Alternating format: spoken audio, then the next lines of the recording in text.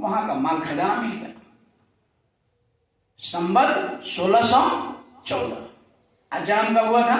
संवत 1589। अब 89 से 14 तक कैसा हुआ?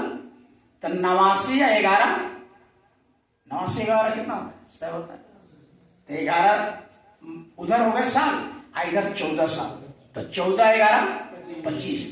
25 साल में गुरु महाराज ये गोस्वामी ने पूर्ण संत हो गए, अगमपुर पहुंच गए। गुरु महाराज कहते हैं ना ऊपर अलग लोग, अगमपुर, अगम और अनामी, तो अगमपुर पहुंच गए 25 वर्ष के अवस्था में। अब वहां क्या देख रहे हैं? अब कौन सा महीना है? सावन सुदीनो में तिथि बारी, आधी रात हुआ गति न्यारी, बिजुली चमके भई उजियारी, कड़का सोरे हुआ अति भारी, मन में बहुविधि भरमा समाया, यह अजगुती कहो कहां से आया, रात बीती गई भयो बिहाना, मन अचरज सोए कहूं विधान। कहते हैं कि सावन का महीना था, आधी रात को मेरी आत्मा निकल गई और उस लोक में मंडलों का सफर करने, शरीर से आत्मा निकल करके और मंडलों का सफर करने लगी। सफर करते करते ऐसे ऐसे मंडलों का रचना देखते देखते गए, अद्भुत होने लगा। मन में बहुत भ्रम समाया, मन में ऐसा ऐसा भ्रम होने लगा। अब रात में कोई उगता हुआ लाल सूरज दिखाई दे तो भ्रम होगा कि नहीं होगा? रात में दोपहर का चमचम चमचम करता हुआ रात में सूरज दिखाई दे तो आंख खुलेगी कि नहीं? हम तो रात में बैठे थे, दिन कैसे हो गए इतना? तो भ्रम समा, मन में बहुत भ्रम। ऐसे रात बीत गया, सुबह हो गया, देखते देखते अंदर का लीला देखते थे, रात बीती गई भयो बिहाना, बिहान हो गए। लोग जब उठने लगे, अपने हल्ला करने लगे, तो गोस्वामी जी आंख खोलते हैं, भाई सुबह हो गया क्या? और हम लोग दीपक 2 घंटा में कई बार पैर बदल कच कच। और उनका क्या हुआ?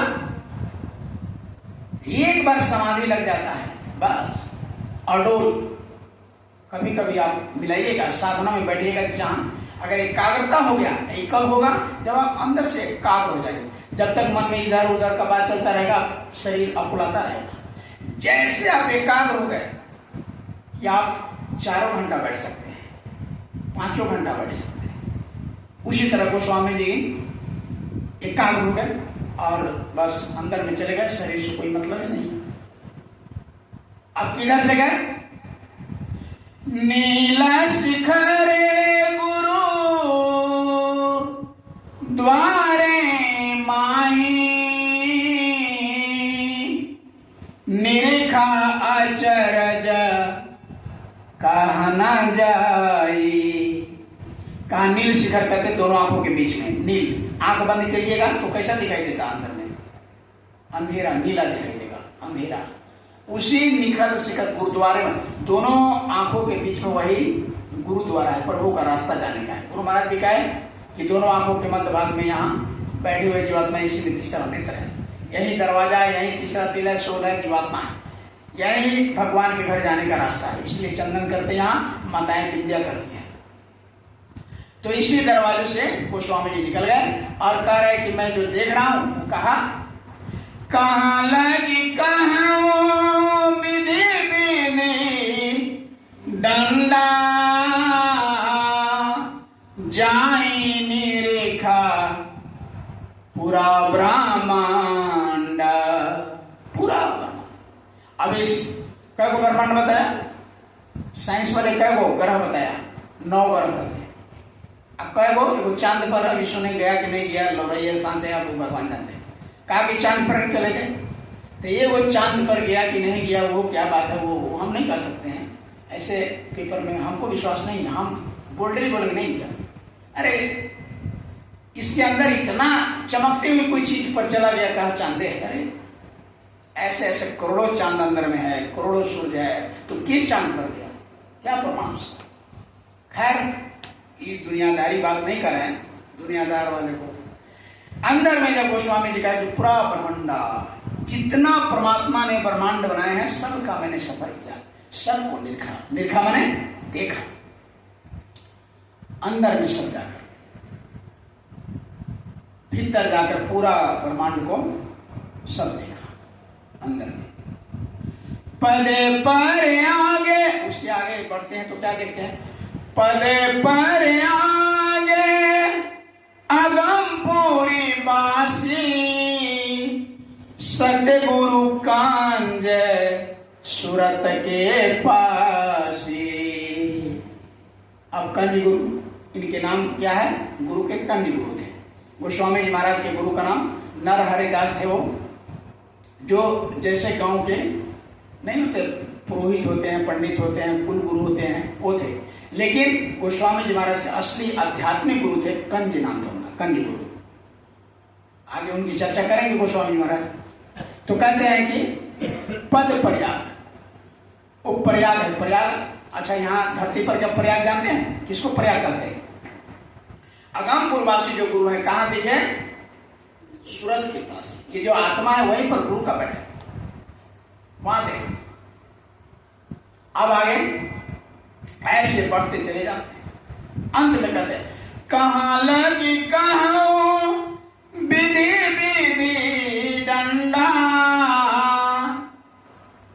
माने कहां तक इसका वर्णन करूं। जो सब विधि में कहूं सुनाई, तो जग कागज मिले ना स्याही। मैं अंदर में जो देख रहा हूं साधना में, अगर पूरे धरती को अगर कागज बना करके या पूरा जंगल के लकड़ी के कलम बनाए तभी वो लीला लिखा नहीं जा सकता। वही कहते लिखा ना जाए। और कहां से हमको मिला, किताब पढ़ने से मिला, कि गंगा स्नान से मिला, कि व्रत से मिला, कि पूजा पाठ से मिला, कि तीर्थ से मिला। साफ कहते हैं इससे मिला। देहे गुरु से कछु नहीं पाई, कंज गुरु ने राह बताई। हमारे जो कंज गुरु है उन्होंने रास्ता बता दिया और मैं उस पर चला, पहुंच गया। देह गुरु से कुछ नहीं मिला।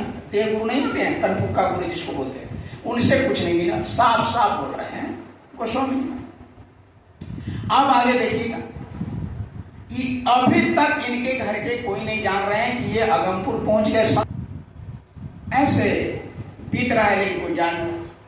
बहुदिन बीते बीते सिराने, राजा पूरी जगत सभा जाने। अब राजापुर के लोग जानने लगा है, समझने लगा कि पंडित जी का लड़का संत बन गया है। अब उनकी वाणी जो निकल रहा है उससे लोग आकर्षित हो रहा है। देखो जो संत गति के प्राप्त हो जाते हैं ना, वो एक बार जिसको ताक दे खींच। संत में ऐसा गुण, इसीलिए गुरु महाराज जब मथुरा में शुरू संगत बहुत कम था, तो गुरु महाराज निकलते थे तो किसी किसी को दर्शन करते थे, वो गुरु के ही हो जाते थे। तो दुकानदार सब जब गुरु जी निकलते थे किनारे से रोड पर, तो सब दुकान वाला अपना शटर बंद कर देता था दुकान, कि बाबा जय गुरुदेव की आंख में जादू है। वो जिनको देख लेते हैं वो खींच लेते हैं, चुंबक है। बहुत दिन लीला चल। तो गुरु महाराज शुरू में सबको ऐसे ही दर्शन कर करके संगत को में लोगों को लाए। तो संत गति को जो प्राप्त हो जाते हैं, जिनको चाहे अपनी दृष्टि से खींच सकते, उनकी दृष्टि भी इतना तेज होता है। तो गोस्वामी जी महाराज को अब राजापुर में लोग समझने लगे। अब जिनको मिलते जुलते हैं वो उन्हीं का हो जा रहा है। अब इनके दरवाजे पर इतना भीड़ होने लगा। लोग के दरस को नित नित आवे दरस भावे खुदे उपजावे।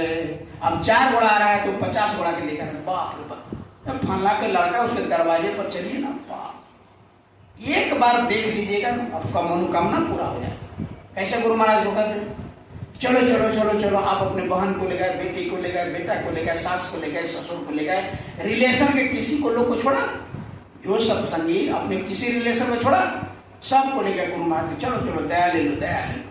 कितना बड़ा दया सब लोग को मिला। अब ये जरूर है कि गुरु ने दया किया, हम नहीं रखने आया तो अब दोष गुरु का नहीं है। अब गुरु महाराज के आवे जारी दर्शन करे सिपारिश भारी। अब भारी सिपाही बड़ा, अब वरदान मांग रहा है 25 वर्ष के बच्चा से, बड़े बुजुर्ग पैर पर गिर करके बड़े बड़े आशीर्वाद मांग रहे हैं, सब लोग आ रहे हैं। अब इसी में एक आदमी आ रहा है, आपको दावा के साथ बोल रहा हूं, दावे के साथ, आप पूरे मोतिहारी में घूम जाइए, सब किसी भी पंडित से पूछिए। अच्छा, एक साधु हो जाता है, उसको भी एक चेला हो जाता है। गोस्वामी जी महाराज इतना बड़ा रामचरितमानस का निर्माण किया, उनका कोई चेला रहा होगा कि नहीं? वो साधु खाली लाल पहन के दाढ़ी बढ़ाकर त्रिशूल लेकर घूमता है तो गुरु को चेला चपाटी हो जाता है, कमौन होएगा। आज जो गोस्वामी जी महाराज इतना ऊंचा ग्रंथ लिख दिया रामचरितमानस, उनका कोई सेवक रहा होगा कि नहीं? उनका कोई चेला? आप पूरे घूम कर हार जाइए, कोई बता देता हमसे पूछिए कि गोस्वामी जी का चेला का क्या नाम है। एक गोस्वामी जी का चेला का नाम किसी से पूछे, बताइए दुनिया वाले से, कुछ नहीं पता है। खाली वही बस रटते रटते तोता बन गए सभी। रावण को तो सारा पूरा शास्त्र रटा हुआ था। एक बार कबीर साहब के